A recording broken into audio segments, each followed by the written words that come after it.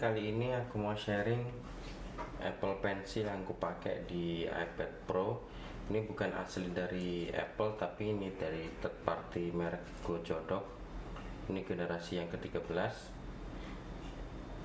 Saya senangnya pakai ini atau tertarik beli ini karena dia udah support wireless charging. Jadi kalau misalkan kita tempelkan di iPad-nya, ini udah otomatis ngecharge. Jadi nggak perlu dicolok-colok. Nah, ini kira-kira kotaknya waktu aku dapat, di dalamnya ini dapat buku manual, terus ini ada juga kantong untuk Apple Pencilnya ya kalau misalkan mau dipakai. Kemudian ini dapat ada cadangan untuk ini ya, untuk tips di ujungnya. Selebihnya udah sih, cuman itu aja isinya. Di ini untuk Apple Pencilnya.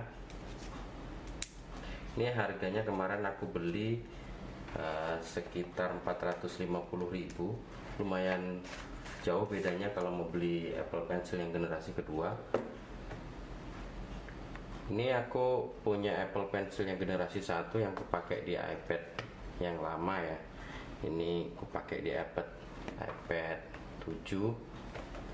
Kira-kira perbandingannya kayak gini. Jadi kalau ini yang merek Gojodok, ini yang bawaan asli Apple tapi yang generasi 1. Jadi ukurannya masih lebih panjang yang Apple Pencil asli ya. Nah, kalau secara penggunaan sebenarnya kalau teman-teman hanya untuk penggunaan yang standar ya, kayak contoh saya, ini dipakainya bukan buat gambar, jadi cuma untuk membantu misalkan untuk editing, terus untuk memudahkan menjalankan aplikasi. Ini sebenarnya nggak ada kendala sama sekali ya, responsif, terus buat nyatet-nyatet juga enak, jadi responsif, nggak ada kendala sama sekali. Pairingnya juga enak, cuman memang kayaknya kalau misalkan buat teman-teman yang memang serius buat gambar, mungkin ini nggak ada fitur pressure ya, jadi nggak bisa kalau ditekan itu jadi tebal. Cuman ini kalau dari keterangannya sih kalau misalkan dimiringin dia lebih tebal gitu, kalau misalkan dilurusin ya. Kira-kira itu. Jadi ini kalau misalkan perbandingannya sama Apple Pencil yang pertama, ini kan kalau yang Apple yang lama ini harus di pair ya, harus dicolokin dulu baru bisa dipakai. Tuh contohnya, aku pairing dulu. Oke, ini tadi lupa belum di pair, sekarang udah pairing. Nah, kira-kira gini. Ini juga enak-enak aja sih, bedanya juga nggak berasa ya. Kalau untuk pemakaian saya mau dipakai buat editing video, hanya untuk membantu navigasi, ini enak-enak aja, nggak ada kendala. Terus ini kalau misalkan habis pakai juga bisa ditempelin aja gitu ya di sini.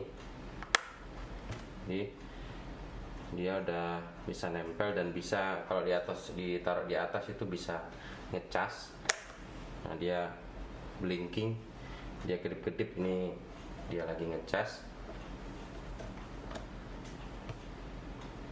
Jadi nggak perlu repot colok-colok atau misalkan dicas pakai kabel gitu ya. Kalau yang ini, yang versi 1, yang generasi 1 Apple Pencil ini kan kalau ngecas harus dicolok.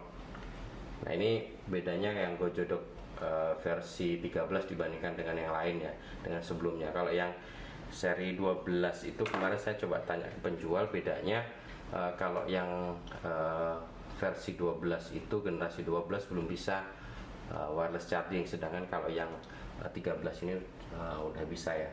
Jadi daripada beli yang Apple Pencil yang bawaannya Apple asli, yang harganya cukup signifikan mahalnya, kalau untuk penggunaan yang kayak saya cuman untuk editing video, navigasi gitu ya, nggak serius untuk digambar, kayaknya mending beli yang ini. Kecuali kalau teman-teman memang serius buat gambar, itu sih.